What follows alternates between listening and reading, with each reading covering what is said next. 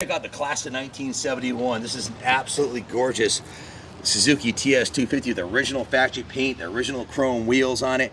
This has got a power-up kit on it. It absolutely runs like brand new. Wizard just went through it, gave it the whole Wizard tune. Let me give you a quick demo. The engine is stone cold, as evidenced by me grabbing the exhaust pipe here. Just to show you a cold start. Choke down.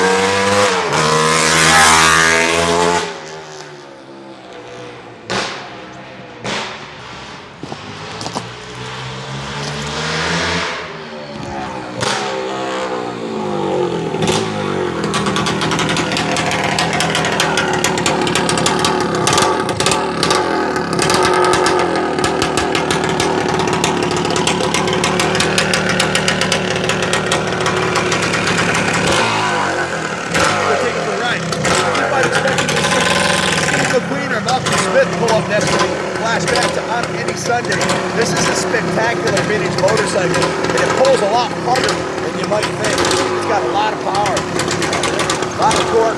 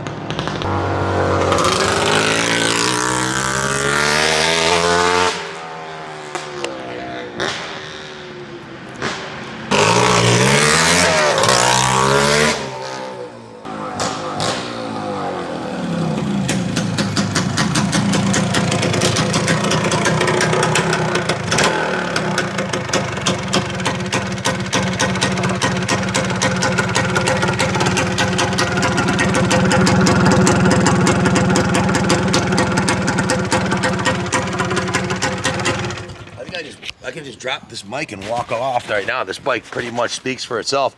But I got to say a few things. I've ridden more classic enduros probably than any man alive today in the last 10 years. It is, and I can tell you this is as good as it was brand new in 71. In fact, it's better than it was brand new in 1971 for a few good reasons I'll give you in a second. But let me start off by saying I have a clean title for this in hand too, which is extremely rare to have for a classic of this vintage. It pulls strong. And it handles the clutch, the transmission, the brakes, the tires, the chains and sprockets. Everything on this bike feels like brand new or is brand new. Zoom in on that Pirelli front tire. You can see that was just installed. Top of the line Pirelli front tire with a matching Pirelli Garacross MT16 knobby on the rear. Brand new gold chain. Just a spectacular TS250 Savage. It's an early Savage 1970, guys. I might have said 71, it's a 70. Check out the frame rails on this thing. Dent-free California frame rails.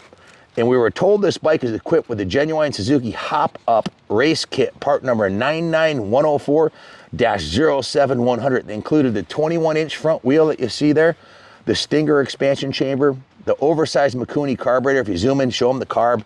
Show them the expansion, the Stinger expansion chamber. They call it a Stinger because there's no baffle on the back of it, but man, it just sounds right. It rides right. It shifts right. It pulls like a freight train. And it also has the upgraded foot pegs. The bike has 195 pound square inch compression, which is stout for a 70-250. It's just been completely serviced. Wizard told me this thing rips. I thought I'd take it for a ride, and it is an absolute joy. I really enjoy riding this bike as much as I enjoy looking at it. The hop-up kit on this bike, I'm not 100% sure. It may have included a head, because in this era, the manufacturers are running 6.5 to 1 compression ratio. So that would put it probably around 165 PSI, something like that. So it probably has a high compression head on it, but it runs pisser. And I don't know if you noticed, mentioned it yet, but we have a clear title for it. Yeah, show them the title. Clear state of Florida, street title for the bike that's wide open, going to be transferred through our dealership. So there you go. See the front of the shirt? Wizard tuned. That's all we need to tell you. The Ripper Strippers Bias on the back. It out a little bit. It made it faster than when it was. Show them the back of the shirt. Strippers, Rippers, and Bias. That's up to you, but it is Wizard tuned. You can go any way you want on it. And Chris told me, he said, this thing's an awesome bike, and this is the first time I rode it. It started first, kicked, it idled idles beautifully. He's got it dialed in perfectly. Thank you. I think the riding demo pretty much sums it up, but check out the chrome fenders on this thing. The original chrome fenders. That's the original 54-year-old factory paint job and badges on there, which is unheard of. The original graphics are intact, and I think this is the original seat cover. I'm not 100% sure, but either way, it's a beautiful seat cover. The brakes, everything works beautifully on it. Chris went right through it, cleaned the points and set the gap on it, put a new NGK spark plug on the dual plug head. He drained, flushed, and inspected the fuel tank and treated it with the metal rescue. Flushed and installed, flushed the tank, reinstalled it, put VP ethanol-free fuel in there, new fuel lines, new inline fuel filter. He rebuilt the carb, disassembled, cleaned it, installed a smaller main jet so it revs out beautifully now. Fresh VP 94 non-ethanol fuel. He serviced and bled the oil injection pump, topped it up with injector oil, 2T, two-stroke oil, adjusted and lubed all the control cables. And if you look at the cables on here, this is a brand new throttle cable, new clutch cable. The brake cable is an NOS cable too, mint condition. Look at the chrome on the forks, man. Still got a shine on them. The fork lowers are shined up nice. Just a beautiful piece. The gear lube was refreshed, serviced and cleaned. The brakes, adjusted the brakes, has a brand new Regina Gold final drive chain. Of course, these new stunning, really nice looking Pirelli Garacross top of the line tires and tubes.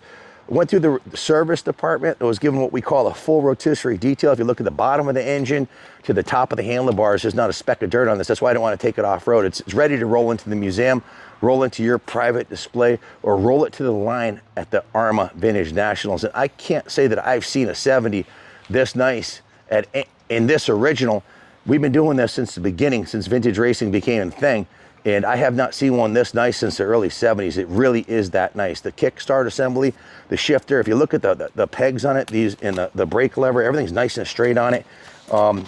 Just unheard of, unobtainium to find them in this condition with original paint, just spectacular. Now, the original paint has a couple blemishes on it, a couple of little nicks in it, but this is, I would not repaint this tank, man. To find one that's original paint and not dented up like this, or it still has a shine on it, there's proof in the pudding, the condition of this bike. The chrome on the rims is the original. The engine case aluminum's in nice shape. The cylinder head looks to be in brand new condition, as is the intake boots, the carb, everything on the bike is really nice. Lightweight, 5-speed, 2-stroke, a lot of fun to ride, super rare. Cycle magazine called the TS250 sleek, reliable, and stylish with plenty of power in 1970. And that was before the power-up kit was installed on it. So this is obviously substantially, probably has 25-30% more power than it did stock. Joy to ride. I'd put this up against any 1970 motocross bike, and this will hold its own. So it's Wizard approved, Wizard Tune and Kaplan America approved. Like I said, I ride more vintage bikes than anybody. This one's a joy, absolute joy to ride. New front number plate. Check out the crossbar pad. This is a vintage crossbar pad. Period correct grips, bars, levers, everything on it, man. This is a winner chicken dinner. Bid high and bid often. You're not going to find another one like this anywhere in the United States for sale today. This is really a diamond. Thanks for watching, and God bless America.